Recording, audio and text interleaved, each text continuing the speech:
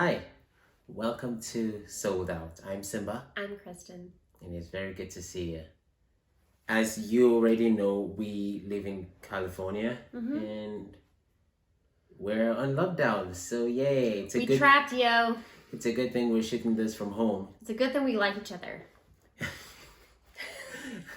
That's going to become necessary as we go on in the rest of this video. I feel really sorry for those of you out there who don't like the people you're stuck with. Please don't be Godspeed. stuck with people. That's mean. Play nice out there, people. So we thought to come to you today with news, well, possible opportunities in the coronavirus lockdown. This is one of those when God closes a door, he opens a window videos. It is. Yeah, it is. We really think that it's not all bleak. And if you watched our videos from last week, you would understand. We don't think it's all bleak. We still maintain that. If you haven't watched it, you should. Watch it. Yeah, I'm pretty sure you haven't watched it, so go see it. Probably share it with a friend because they need to see it as well. It's a message of hope. Yeah. And I think that's one thing that's really lacking today is that message of hope. Many Right. people need the hope, and if you have it, share it. And if you're a Christian, you have it. If you're a Christian and you're lacking hope, I'm worried. Call your pastor immediately and have him pray for you. I'm kidding. Over the phone. Don't go there. Honestly, over the Because phone. you can't. Did you know that I saw an ad? There's a church, I think is it in Virginia? No, Florida. They're doing drive-in church. Yeah. Coolest idea ever. People are getting into the little parking stalls. I will totally go. Yeah, and they're having church services. The pastor's on the lawn and everyone's keeping their distance. You rock, Florida church guy, pastor man Person. with a name. I like you. It's a fun story. I'll totally go to that church. I was totally driving. Honestly, that's something that we can do. We can just have a Sunday out of the month or whenever, just say, this Sunday is going to be drive-in church day. Everybody just come around, sit on the hoods of your car, Yeah. and I like we'll have that. church. It'd be awesome. Just make sure it's not a day that it rains because that would be It's painful. the irony that a lockdown has nurtured a sense of community in people. Isn't Honestly, that funny? humanity needed this. Humanity did need it. I think that our generation specifically, I'm part of the millennial generation officially, even though it doesn't always feel that way. Woot. But we haven't faced any real tragedies in my generation. The closest we came was 9/11, but apart from that, if we weren't directly affected by it, we haven't had an awful lot of suffering. Yeah, we have. We've had 9/11, like you mentioned. There was swine flu, there was MERS, there was SARS, there was, what's his name, Buhari. There's Boko Haram, there's Islamic terrorism and Al-Qaeda. All of you non-Nigerians out there, those born in America, we haven't seen anything really like this. And I'm not saying that we're going through an actual tragedy right now, but this is a situation we haven't faced or prepared ourselves to face. I mean, there are families that all of this stuff started and they realized that they didn't have toilet paper. Again, let me just say this. The coronavirus has nothing to do with toilet paper. It makes me physically sad and sick that the history books will be open and we'll be teaching children history and many years from now and they'll be saying, oh, there was this one time that there was a huge epidemic or pandemic as it's called that swept around the world and people were out of toilet paper. For unrelated causes. So we had an interesting conversation, Simba and I. We talked about what we've been stocking up for to prepare for this quarantine that we're in place with. And we stocked up on more of what we already had to last us a longer period of time. However, Like fish. many of us, many of other citizens are stocking up on things as if they never had them to begin with. Like it never occurred to them that they need cleaning supplies. Like it never occurred to them that they need toilet paper. Like it never occurred to them that they need hand sanitizer. Like it never occurred to them that they need water. It really makes you wonder what people you shake hands with. We really haven't purchased any of those things. I think we purchased one cleaner that we had run out of. Yeah.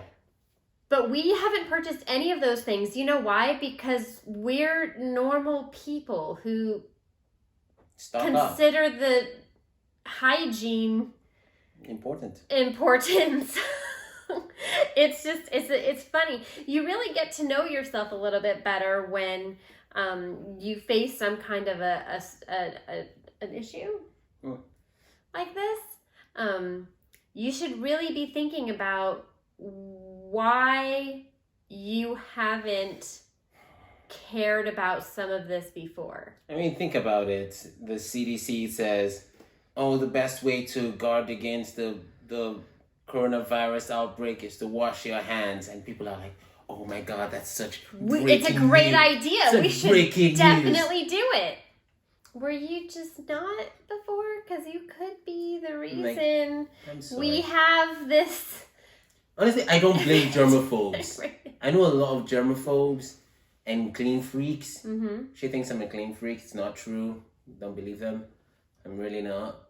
I just make sure everything looks tidy. It's what it is. But I don't blame them. We'll make a video about that later because I don't think he's sharing exactly what's happening. But all right. He thinks that I should go to a different room if I need to blow my nose. I think you should go to the bathroom and blow your nose. It's what it is. I have allergies. Am I supposed to run to the bathroom every 5 seconds if I have to blow my nose? Yes. That's ridiculous. And that's not what clean freak means. That is next level OCD or I don't know what it is. It's something clinical. Help me out. What is it? If you have to diagnose my husband. If you have to blow your nose, in other words, gurgle mucus in your nose and bring it out. It shouldn't be where people are. Come on, play nice. It's like you want to fart and you fart in the presence of others. That just makes everybody uncomfortable. Not the same thing. Yes, it is. Yes, it is. Or spitting. I'll stop spitting on you. I'm sorry for all the times I've done that. It's essentially the same thing in my book. Because of this, I honestly believe the Nigerians are more hygienic and healthy than Americans. They are coronavirus free. Let's be honest. They are coronavirus free. Well done, Nigeria. You beat us there. Nigeria won. California. No, California. No.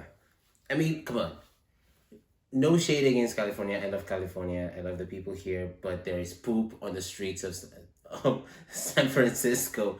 I'm not even joking. That's the worst part. And needles. Used needles. And they use needles on the streets of San Francisco. I'm like, nah. Yeah. Like, I love the people who are at Skid Row, but I won't be there if I don't have to be. That's not in San Francisco. That's in Los Angeles. It's in both California. Still, same diff. Fair enough. Anyways, so we were looking to the scriptures and we found, well, we always knew it was there, but we're just talking about it this morning and we looked at 1 Corinthians 10 verse 13. Yep. Where the scriptures was saying, no temptation has overtaken you except what is common to all men, but God is faithful that he will not allow you to be tempted beyond what you can bear. And with that temptation, God will create a way of escape. And I'm looking at it, this whole situation, and it's like, we're sitting in it. He's going to start talking about feelings, just so you know. It wasn't my idea. Go ahead. We're listening. So, this is one of such temptations that comes our way, and God has created ways of escape, ways for us to deal with it. Some of these temptations may include like the anxiety of being at home all day. Okay, so that one I actually am affected by. There is at least one feeling there. When you're trapped at home all day, it can be challenging. You aren't allowed to go anywhere. You aren't allowed to really be spontaneous. Spontaneous right now would be, I'm going to go to the grocery store, and if a cop pulls me over, I have an alibi that I'm going to or just went to the grocery store. Is that how that works? I don't know. Military, state, anybody? Unless you're getting food, just specifically food. Yeah, so you like have to actually say that. I'm going to go get food, or I just got food. Here's a receipt. It's weird. Yeah, so I get anxiety when I'm stuck at home all the time because I feel somewhat claustrophobic. Like, can't nobody hold me down? Can't nobody tell me that I can't move? Except me. He does do that. Yeah, that's what it is. I mean, sometimes for myself, even if we've just been spending a few days at home, not on lockdown, I start getting like a little anxious, a little bit itchy that I just want to like go out, do something, anything. I'll look for an errand to run just so that I can do something other than being in these four walls any longer. And now we'll be doing an awful lot of that. See, I'm not affected by that at all. The more time I get to spend in my room, the better. Yeah, that's true. Sometimes he'll literally get back into bed, put the covers on just in between breakfast and getting ready to go out for the rest of the day. Like when we're getting ready to go to the park and he feels that he has 10 minutes and he should take that opportunity and sleep. I'm not sleeping. Nap? Like, guys, you know what this means, right? You know what this is. It is in the morning, all right? It's morning, you have breakfast, you go to your room, you sit there, you take up your iPad, read a book, read a Bible or something. You spend the time and just chill and hang out. It's what it is.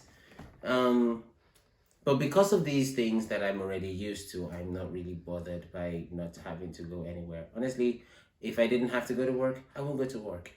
I will say, for those of you who are saying, I like being home, I like resting, this and that, so do I. I don't think for me it's being home that's the trouble. It's the knowing you're not supposed to go anywhere.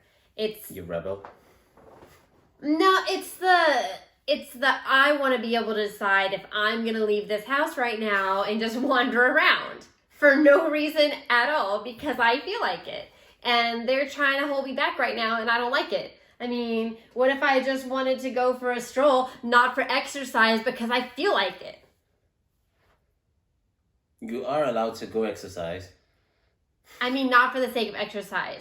Maybe I just want to sit on the curb and stare as the cars don't drive by because they're on quarantine. Am I not making a good point? I just feel like some of us don't want to be trapped at home. You know what that leads to most of the time is a sense of isolation. You feel like you're cut off from the rest of the world. And that on that front, I'll have to say, yes, I understand that this is tough, this is terrible. I used to counsel a lot of students at my school, and I've been getting a lot of calls and a lot of text messages and people from everywhere, essentially, just saying, hey, I feel cut off, I need family to be with, I can't go anywhere, you can't go anywhere, we can't go anywhere, it's not fun. And that tends to lead to a state of depression. You know, people need that social front so that they can keep themselves I just like depressed. to be able to go out. I mean, she's just likes to be able to go out. But I mean, there are lots of people everywhere who are facing this and they're really being hit hard in their psyches because of the isolation. And it's a big thing people are having to deal with, especially if you have kids. You just want to run away from them, no? I didn't say exactly that. The wording was different. Was it very By like similar? 2 words. I have 2 boys. Well, I mean, I have 3. One of them's bigger, another one's big-ish, and another one's littler. Okay, so it's like I've got a fun size, a regular size, and a king size. And like candy's delicious, but how much candy is really good for you? Sometimes you need to not have candy. And just, no. That's an analogy. So quick note to all parents out there, if you have kids and you're home all day and they're driving you crazy, that's their job. You know what your job is? To be there and be driven crazy. It's what it is. Okay, fact. In China, because of the coronavirus outbreak, because of the mass quarantines, there has been a huge influx in divorce cases. Do you know why? Because families who didn't really like each other, didn't want to deal with each other before, were stuck together having to deal with each other. And what did it do? It brought out all of the issues that had been unaddressed and undealt with, causing families to want to divorce. Do you remember Pastor Brian was talking about it the other time, about everybody being at home, and he was forecasting that we're going to have a lot of Christmas babies. Yeah. But China comes out of the same situation, and they're like, Just kidding. No Christmas babies for you. What's really, well, because of the limitation on children. China, we don't envy you. We don't want to be you. We just wanted your manufactured goods, which are no longer coming to us. So we got to take care of that ourselves too. Thanks a lot, China. Bye, China. But I'm kidding. We love Chinese people. Yeah, we love Chinese people. It's what it is. All right. So anyway, being home with family right now, I know that can be a challenge. I have to homeschool both of my kids. The older one, who is 13, is mostly online, so he's taking care of the majority of it himself. My kindergarten school son, he needs constant assistance. He has to go on like 3 different programs and 5 different workbooks, and I don't even know everything that we have to do for him. I have this big list that I have to go through. And figuring out how to do that and balance my work life, because I'm working remotely for a medical company, is really, really hard. And I think that can be a struggle for parents who have allowed the school system to be in charge and responsible for educating the children, and us not being as actively participating as maybe we used to, or maybe we should, or maybe we could. I am enjoying that I'm starting to have a better understanding of what they do all day, what they learn, how they learn, and I'm able to tailor some of the teaching to fit the needs of my son, as opposed to addressing an entire group at once where you don't get the same individual attention. So I like that, but it's definitely hard, and I feel for you moms and all you people who made fun, and dads. And for all of you stay-at-home moms, all of you homeschooling moms, all of you moms who've done the cooking and the cleaning and the teaching and the child rearing and not raising jerks, you're amazing. It is not easy to make sure that kids are properly fed and nourished, getting their exercise, keeping the house orderly, and taking care of whatever other chores need to be taken care of. It is not an easy task.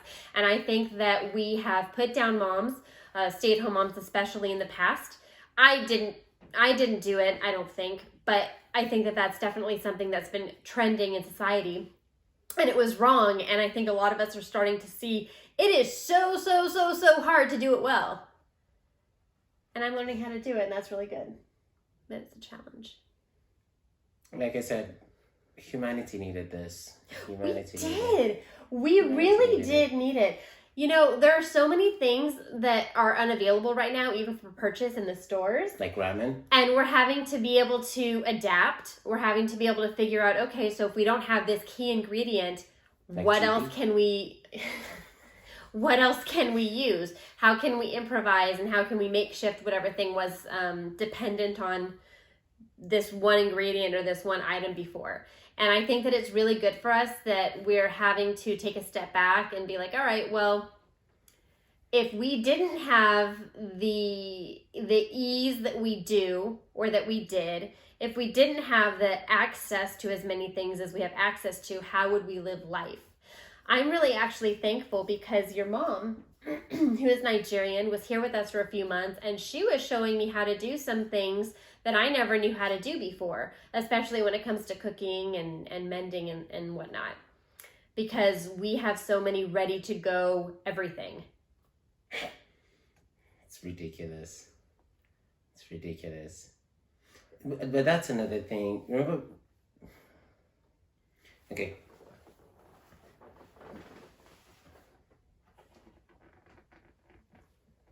Having a lot of things ready for you to go, and being that kind of, what's the word I'm looking for?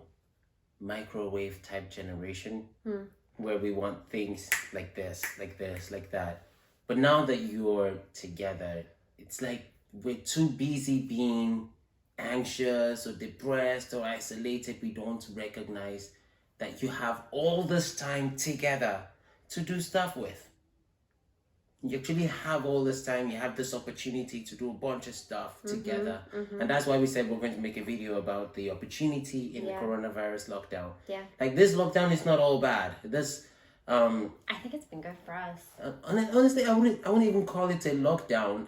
Like Trump was saying yesterday, he wasn't going to call it a lockdown. He was going to call it more of a reset, shelter in place. I mean, it's a pretty intense word. Yeah. We only expect to hear it in emergency situations, but that's essentially what this is. This is a shelter in place. Let the craziness pass, and then we can re-enter society. Right. It's not like it's a shutdown instigated by martial law or military society. I grew up under a military society in Nigeria. We're still facing some of the backlashes and some of the aftershock of that huge earthquake. Right. But yes, another area where this is you really see that is in the uncertainty that comes with the financial flux, the volatility of the market. At first, there was the huge crash, a couple thousand points on the Dow, and everybody was losing their minds about that. Turns out, most of it was because of the gas squabble between Saudi Arabia and Russia. But once that cleared up, everything started to come back to normal. But there is still a lot of volatility and shaking there because of the virus, which we'll understand. I mean, the market always reacts to what's happening in society. True.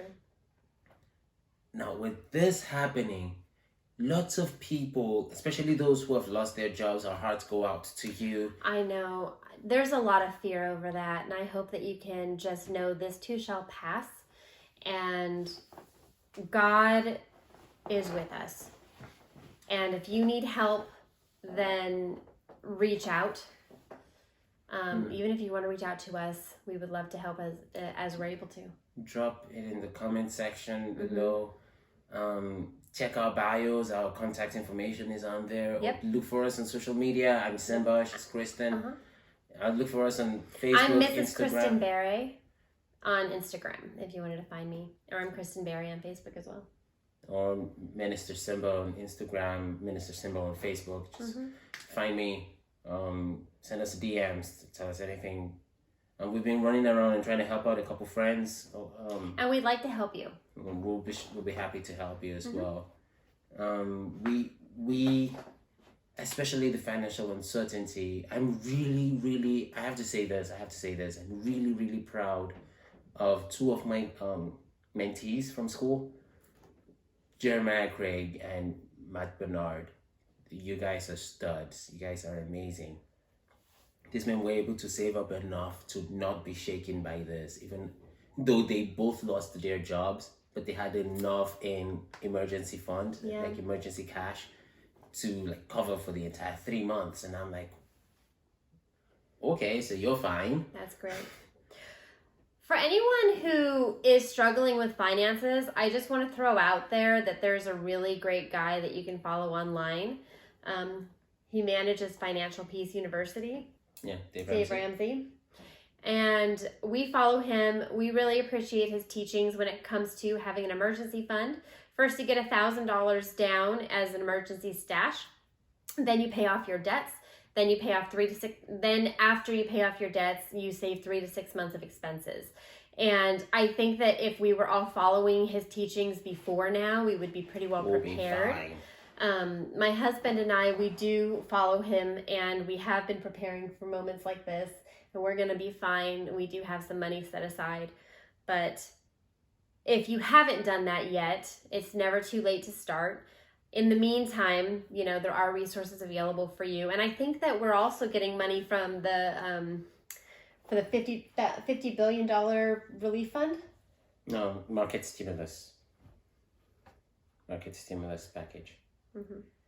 You just fill out an application for the wages that you've lost. That one. I have questions about that. Like, does that apply to only citizens? And or legal permanent residents or everybody who is currently in the U.S.? Because that's a good question. I think that it's faced... worth looking into. I don't officially know the answer to that. Me neither. I'm going to keep an eye on it, though. Mm-hmm.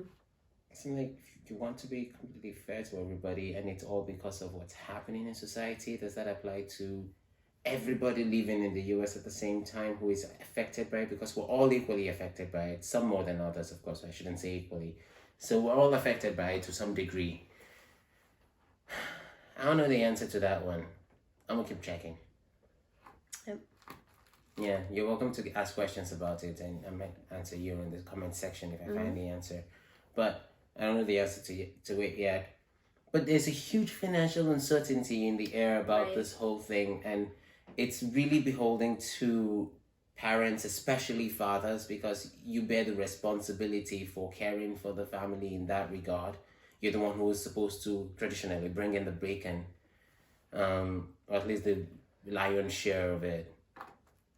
You should. That's not always the case. And if it's not the case for you, if the father has abandoned the home, then he's not he's not at all coming down or saying that there's anything less important about your situation if you're a single mom. If you're a single mom or an orphan or raising yourself as one, I doubt you'll find anybody who understands your situation more than I do. Yeah. Then it's your job. Then it falls to you. You step up. You do what you have to do. And if for whatever reason the man and the wife are both in the home together, and the woman's able to take in more money right now, particularly because of the nature of the job that she has, maybe there's closures that are occurring that are affecting one spouse more than the other, then really taking on the lion's share, really that just means that you're doing what you can to care for your family. I mean, you're still a team at the end of the day. You're still a team. It's how it works. If one... What does the Bible say in the book of Ecclesiastes? It says 2 are better than 1 because they get a better reward for their labor. And if one falls, the other is able to bring them up. But if one stands on his own and he falls, to whom will he turn? Who helps the person who stands alone? I've always said there is no one tree forest. This time is true more than any. There's no one tree forest. And that brings us to some of the... way of escape that we talked about in the verse we looked at, 1 Corinthians 10:13. God always creates a way of escape. And I think in this season, our society is facing a two-pronged attack, the medical and the social attack. Because there's this, well, I should say 3-pronged, because then you have to add financial as well, right?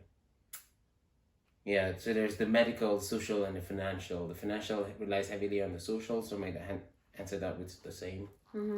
All right. So, medical. There is a virus out there. There is. There is a pandemic out there. We live in California. It's here in California. Lots of people have gotten it. A couple people have died from it. I haven't taken it as seriously as some people may be taking it right now. I've been thinking this has been overstated, overpushed. I think that this is an attempt to drive fear into American citizens. I think that this virus isn't nearly as dead, or I don't know if I'd say deadly. I don't think it's nearly as dangerous as some of the ones that we've had before, because we haven't had that high of a death toll here. But then you have to remember, the fact is, it's still killing people. Well, what I was going to say is it is still here. And there are people who you need to think about have lower, weaker immune systems. People who are elderly, people who are our age, but are just more susceptible to illness. Small children who are more susceptible to illness. Asthmatics. Both of our boys have asthma. And this is a respiratory disease. So you have to consider that there are definitely risks involved. And if you're not taking proper measures to care for yourself right now and take shelter and not overly expose yourself to others to yourself, just know that it's not only you who you have to think about, but it's also others that you have to think about. And you see someone your age that looks healthy, that doesn't mean that they are. That doesn't mean that they have some kind of own issue that they're dealing with that makes them more susceptible to disease. The idea is so with both of our boys, we've had them on complete utter lockdown until yesterday. We went to the park today, but we still kept the 6 feet distance from everyone that was around. It wasn't even 6 feet. We were like the whole section. Yeah, away it was from kind of everybody. like a ways away, a jog distance. Yeah, anybody who comes to us will have to sweat for it.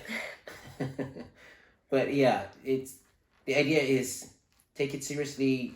Yeah. What we've been against, and what we're still against, is using this as an opportunity to incite fear in the hearts of people. Right.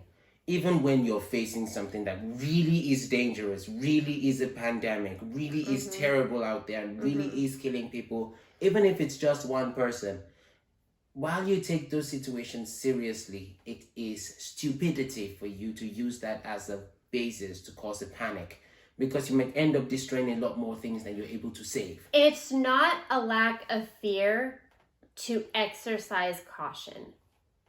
God isn't going to look down on you for being cautious in this time. And I think that we also shouldn't be making fun of our fellow man for wanting to take caution in this time, because you don't know what's going on with those people and why they might have more of a need than maybe you feel you do. You know, we've been able to allow for a bit more grace, especially to churches that close down. Although I still think instead of closing down outright and completely, you should find a way, like the pastor in Florida who had the parking lot meeting. You know, aside from that, this wasn't a church, but there was a woman who noticed that her community was feeling really down, and she didn't want to disrupt the rules of the social distancing of space. But what she did was she took her piano outside on her driveway and she played it for her neighbors, and they sort of congregated in their lawns just to listen to it. And even if there was something like that we could do, where we could have a Bible study, but maybe it's on a lawn, maybe it's at a park, or you know what I mean? And you exercise caution, but you don't let it get in the way of you having that fellowship, having that time of community, especially because we're in closer proximity to each other now, I think, than we usually are. I mean, okay, so Crosspoint Church, as well as many other churches that we know of, went Great online. pastors. Pastor Brian's wife, Shannon, called me today. She's amazing. The fact that the churches are reaching out like that and seeing if we have needs. I just wanted to give you a shout out. You're awesome. If you ever see this video. If you don't see it, I still love you. I think you're amazing. But yes, there are ways that you could go about it. Use a more small group structure. That's one thing I love about a few churches that I know of in Nigeria. They have like small group events. So instead of having a mega church program as you usually do every Sunday, you can have small groups and let your small group leader like connect with everybody on WhatsApp or on social media or something. And Zoom. Use Zoom. Use any of these platforms. FaceTime. And just encourage your people. Make sure that you're able to cut out that isolation factor, because I think the fellowship is the antidote to isolation.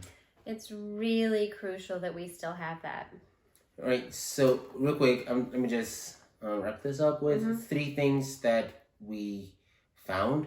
What I'm and my wife are currently using, and we're absolutely going to do as far as making use of the opportunities that the situation has afforded us. The first one is perspective. It gives you a chance to really broaden your mind and your understanding on various things, and just look at things as they are. Right. You're able to see maybe areas where you've not been paying as much attention to your spouse or to your children, or things that you could do to get better with them, creating bonds with them. We spent a lot of time with the kids, with our boys, and with each other, because you have enough. All of this time is afforded to us for that. It's like your schedule is cleared. It's a great opportunity to get to know your family again on a deeper level, and to address things that maybe you weren't wanting to deal with before. We have time to do it. You have the time to do it now. You might as well. And they're right there. Hopefully it doesn't. Right there. Look, if you don't start early all the time, to look at it. every day. Sorry. If you don't start early to look at it and to pay attention to these things, it will eat your marriage up and destroy your marriage. This season could do a lot of good for you or a lot of harm for you if you do not fix your perspective right. Yeah. But fix your priorities right. At the end of the day, that family is what matters. Not your job. You go to your job so you could raise the resources to take care of that family. The family is what's important, and fixing that perspective would actually allow you to be a bit more patient with people. Have patience. If people are bugging you to the nth degree because you can't get away from them and they're with you all the time, just bugging you and talking to you and talking to you and asking you questions that nobody needs to ask at this point in time because mommy's busy, just have patience. Be patient with others. Be patient with yourself. Be patient with your government. True. Be Freaking patient libs. with your government.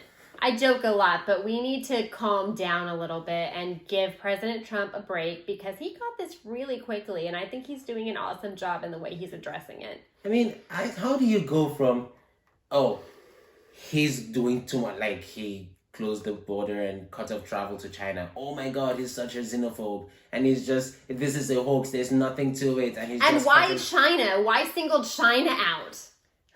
And then that became, oh Y'all my been God, doing too he much. calls, oh my God, he's calling it a hoax. He was telling people not to panic. Are you okay?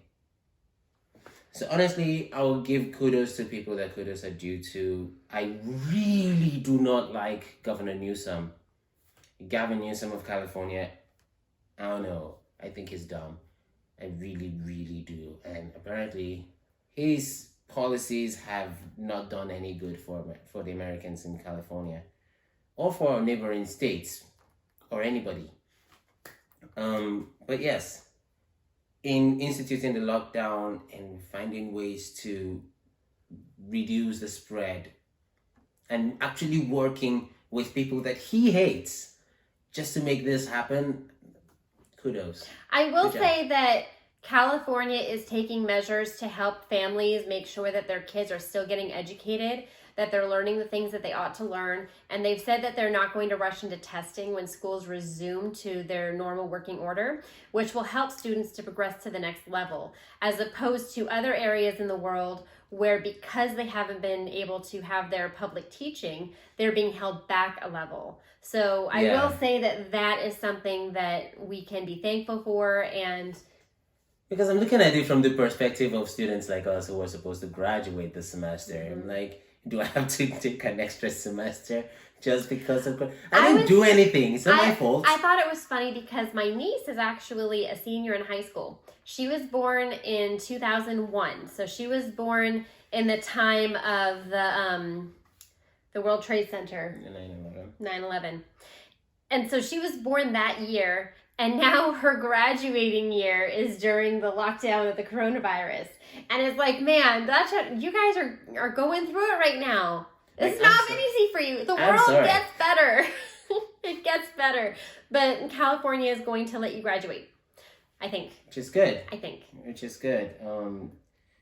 So yeah, patience. Be patient with people. The third thing, and I think this is really important, is look for avenues of productivity. Right. I've always said that the best way to make a profit in a gold rush is not to dig for gold. Sell shovels. It's to sell shovels. This season, this situation, it has its own opportunities. Right. It's like you have cleared schedule. You have nowhere to go because you can't. You're essentially home all day. You have a prime opportunity to engage your mind. This is a really good time to be reading those books that you've been needing to read, having that alone time with the Lord that you haven't been able to have, learning the instrument that you've been needing to learn, figuring out how to cook from scratch, something that is not as common to Americans as it is to other countries. It's very, very weird. I'm sorry. It's very weird. Yeah. So it's the truth. We don't have as many of the skills that our grandparents had. And we could learn those skills. We could practice them now. Build something. Absolutely. Work at something. Clean your house. with all those supplies you bought. But honestly, look for avenues for you to be productive.